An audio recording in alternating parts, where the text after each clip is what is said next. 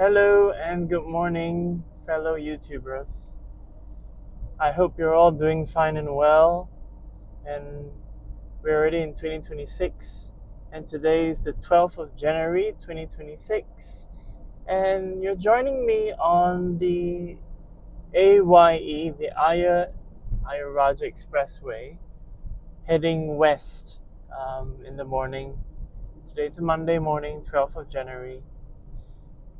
This is another very important video, but let's hope I don't ramble too much.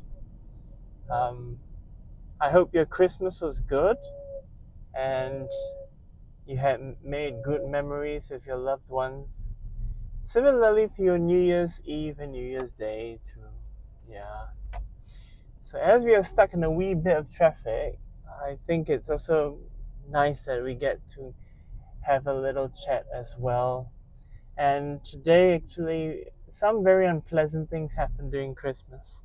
Now, I can't really go too far into details, but one part of it is understanding scams and how it affects the elderly in Singapore or maybe anywhere around the world. If any of you have elderly parents, elderly friends, my advice to each and every one of you is, as with all the digitization that we're going through, cashless systems, this is cashless, that is cashless, we don't take cash here, everything's done through a QR code, everything's so disconnected. If you guys realize, we no longer care about connections with waiters and waitresses.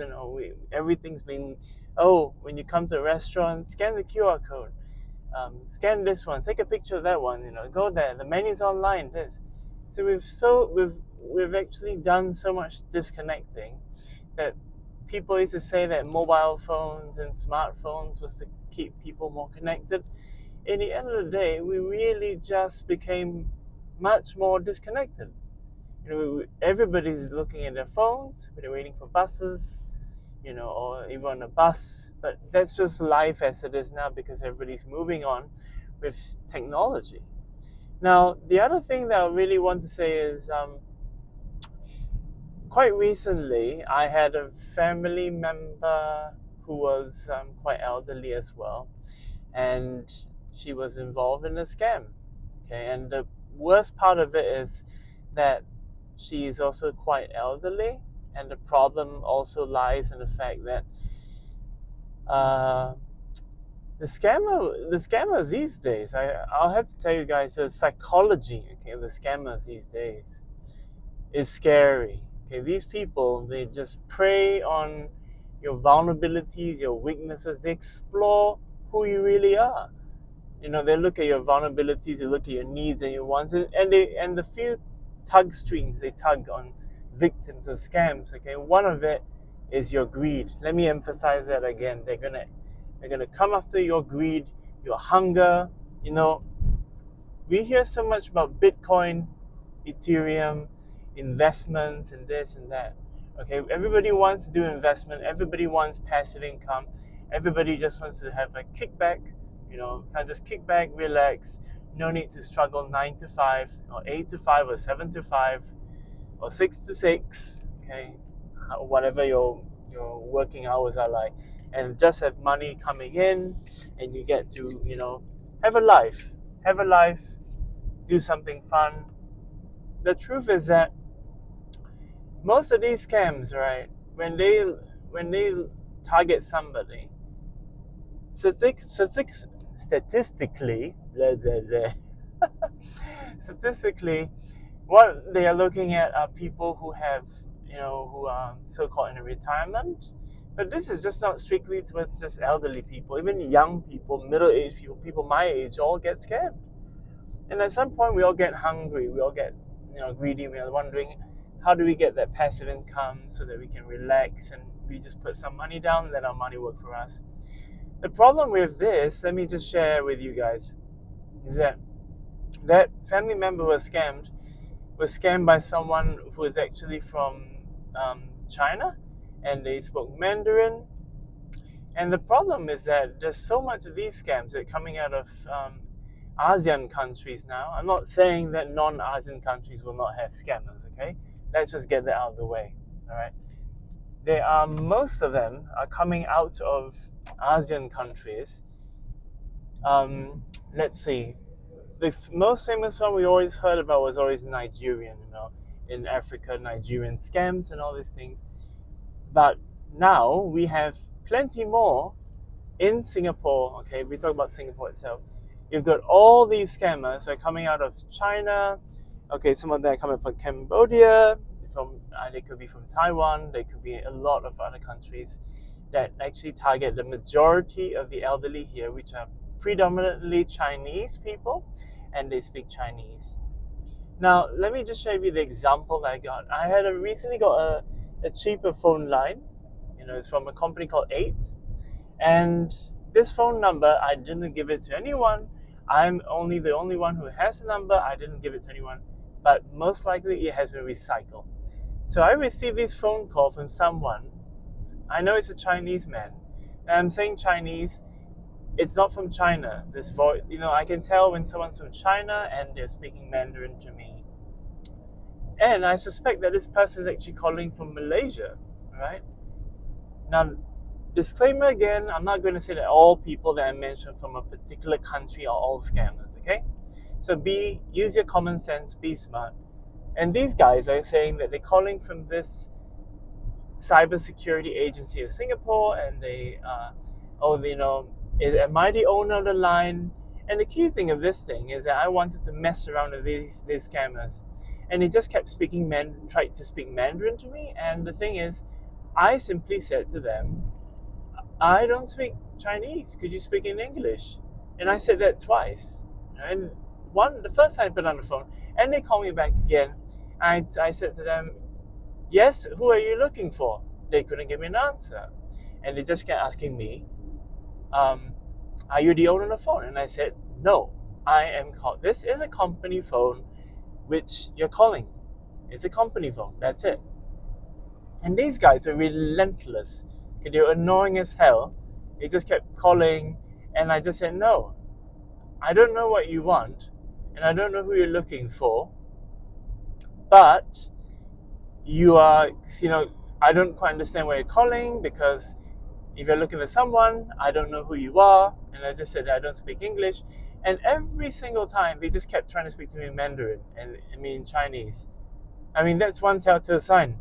And if you really want to quiz these buggers, ask them very simple questions, but don't give them any of your key information. Simply say, okay, where do I live? What's my postal code? And if they say you're living in XX country, or you're living in Australia and you're in Australia, and so don't tell them. You don't have to tell them the address, but you test them where they are. Give them hard questions. If they can't answer you properly, it's already 99%, which is pretty much a scam. And the sad part about the family member, now going back to the family who got scammed, is that family member was actually, I guess, was feeling vulnerable. And if elderly, they feel lonely maybe. And some people, they have, the best funny part is that these elderlies, they could have been at one point very educated. They could have been doctors, lawyers, teachers, surgeons, any line of work, and they probably have a PhD or an MD or an MBA. So the people who get scammed these days apparently are not just people who may not have proper education, but those who are very educated do get scammed. Now you might be asking, so why do these people get scammed? Well, the big question becomes is that one part of it that I believe they get scammed is because of that shroud that they put on themselves, and they say that, oh, I'm very smart, I won't get scammed because I know scams, I know this, I know what they're going to do. But the problem is that for some reasons, people just get hungry and they get greedy, and they're like, oh, easy money comes around, why not I give it a shot, what have I got to lose? And the funny part about it is when they invest money in, and then when they want to take money out, you have to pay for a recovery fee or some kind of money conversion fee, a recovery fee, admin fees, or tax fee or something. The key thing is that when you do any kind of investments, especially in this day and age of all this um, um, digitization, and they say, oh, you need to have this, you need to pay this fee. You put $50 in, you put $100 in. God forbid you put more than $1,000 or a few $100s, because if these scams are just everywhere, and the scum of the earth. These scammers really are skin of a thick animal. They don't care about welfare. All they can do is scam people. Okay, go back to their homes at night and have a nice, tasty dinner. Look at their loved ones and go to bed while eating up the hard-earned money of your loved ones. So let me tell you one thing. Even if your loved ones say that they're going to borrow money to earn money, it doesn't make sense. Nobody borrows money to make money.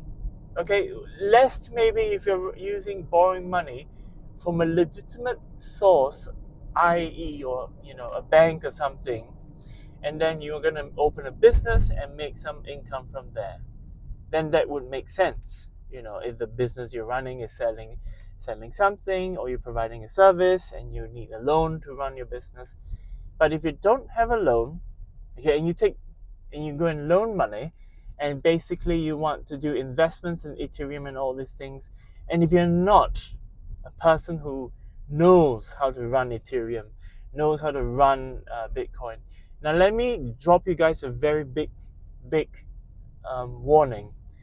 Now the warning here is that in this scam that this family member was experiencing, they were using an app, an app, okay, a digital app on a phone called Trust, Trust, okay. Now what the scammers basically did was that they simply said, well, you put your money in this trust thing, okay, either you run through what you call a money changer, okay. Now money changer is not someone who might be one sitting in a booth and changes money, but there are the existence of these people who are legitimate money changers. They take the money and they put it into a bank, into a digital wallet or something, and it appears in a trust. The problem is that when they put the money in there, you get these situations where they may show you a screenshot that your money's in, okay, not the money changers, it could be the scammer. So the money changers take your money, physical cash, and they bring this cash and they put it into a wallet, a digital wallet in the Trust app, and they show you, look, your money's in there, blah, blah, blah. It's in this so-called address, which you provide to them in this account. But in truth, you've actually given money, physical money, to the scammers, because now the money that you just gave to this money changer, who's a legitimate money changer, has actually taken your money and put it into the bank account, into the digital Trust wallet, which is like that the Trust app's bank account, and they have access to the money that you just gave to this money changer, and it's inside there now. Now they'll give you a screen grab, okay, from what I was talking to this family member.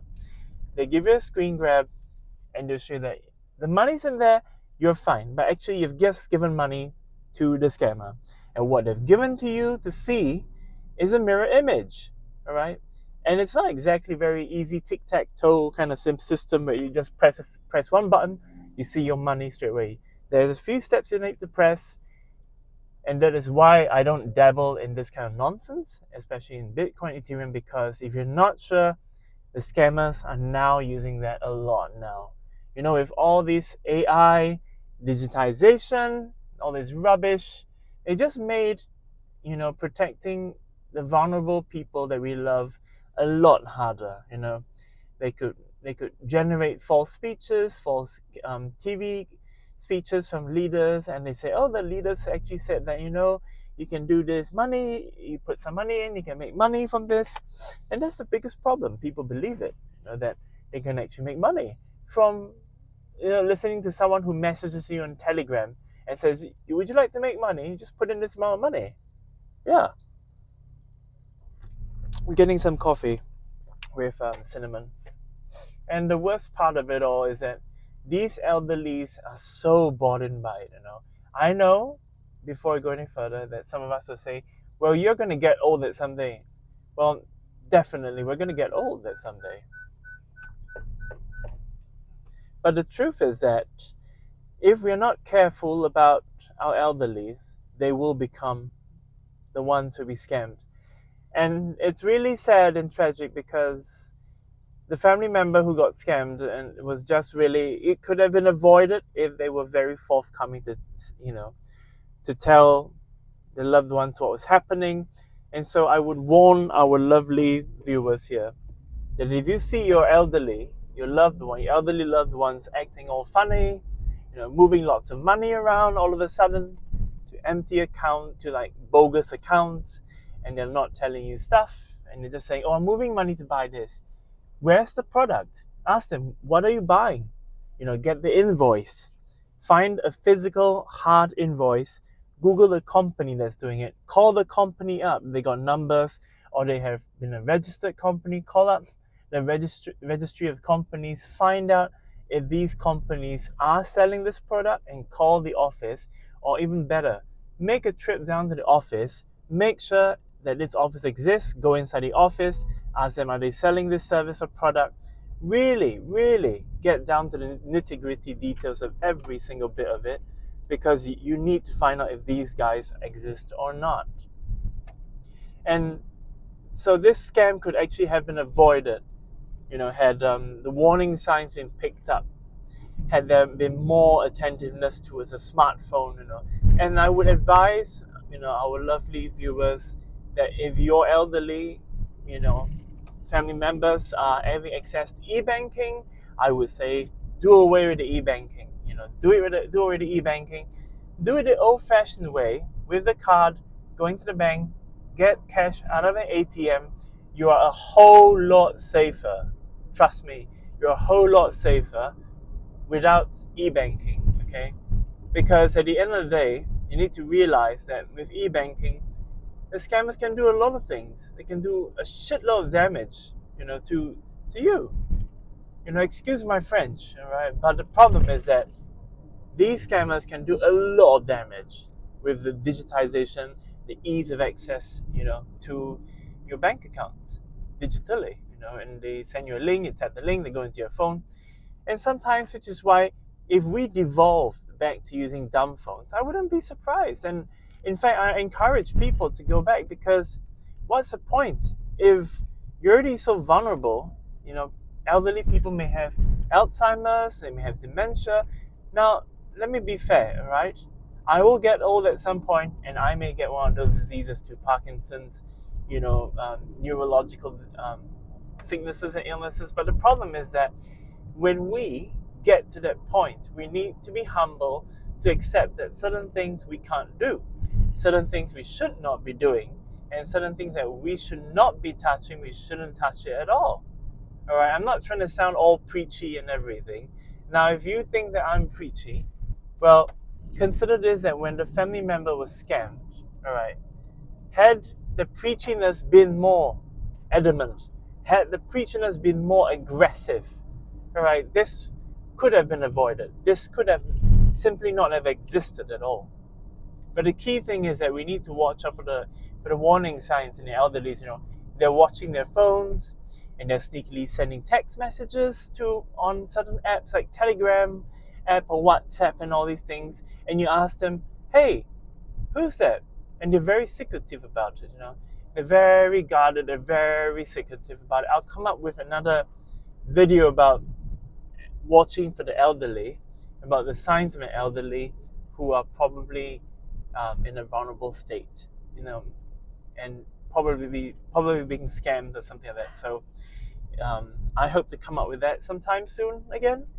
So let's stay tuned to that one. The one thing that I would actually like to add to all these scams, let me just clear my throat a moment, is that, excuse me there, is that, it's as much as you love your elderly grandparents, or you love your parents or elderly friends, the thing is that the one real truth I realize is that money doesn't come easy at all. There is no such thing as easy money. And anybody who comes to tell you, especially digitally, and they say that, oh, it's easy, you put this money in, and even in some groups, okay, Telegram groups, or they will show, oh, I'm making this amount of money, I'm making this amount of money. Do remember that these people, it can be one person with 6 phones or 8 phones, and they're all having different pictures of people, and they have different personas for each person that they've set up, some backgrounds, and then they're all prepped up and ready to decide to come and scam people, and they need someone to verify that, hey, I need to have people who say that this investment works, so they're going to have all these false people that exist strictly to create that scam. So understand the fact that, when you put the money in, the moment you put the money into these so-called investments, you transfer money to someone, and they say, hey, you put in $500 or $500, okay, and then you made $7,000. Wow, that is a brilliant investment. But what's the trap? The trap is snapped already once you pay. All right, and you want to claim that $7,000. All right, and listen carefully now, because they're gonna say, all right, you want your $7,000? Okay, pay us $300 in this fee, or $400 in this fee, $500 in this fee, or even $2,000 or $3,000 in fees, just to get the money. And if you think about it, wait a minute, I'm putting more money in now. I put in $500, I'm supposed to get $7K. Why am I not getting $7K? Why can't they just deduct the money from the $7K and use it, instead of having you forking out more money just to pay for getting the $7K, right? So it's so unusual. And they'll say, oh no, it's because of regulatory protocols, you have to pay for taxes, admin taxes, and it's because cross-border banking fees, blah, blah, blah. There's a whole lot of nonsense that they'll feed you, these scammers, and they just tell you because you need to pay for these fees. So, as I'm rambling, we're running into 22 minutes. I will title this as another scam experience, kind of from experiencing a scam, and that's happening from a family member, and it's tragic. It's very sad. But the truth is that we need to build more awareness. We need to be more aware. We need to take proactive action and not to react in panic, because the scammers are just looking for an opportunity, all right, to scam you and me and everyone that we love. Okay, and they're going to be sucking on that, that greed, and using that kind of like, oh, if you don't hurry now, you're going to miss this chance. Oh, you don't hurry now, that's going to happen. Oh, you don't hurry now, someone's going to take that slot. It's going to be like this. So I would say, ladies and gentlemen, don't give these scammers satisfaction. In fact, these scammers, if there were 7 levels of hell, I know where they would belong. Yes?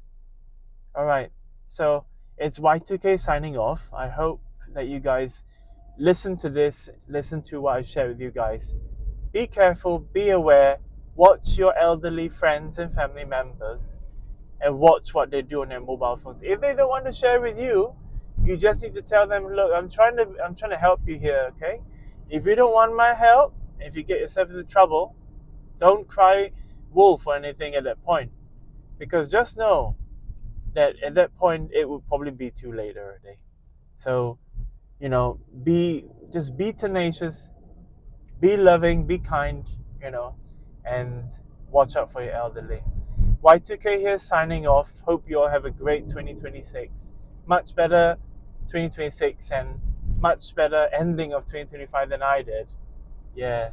So take good care all of you, and God bless all of you. Stay safe and happy.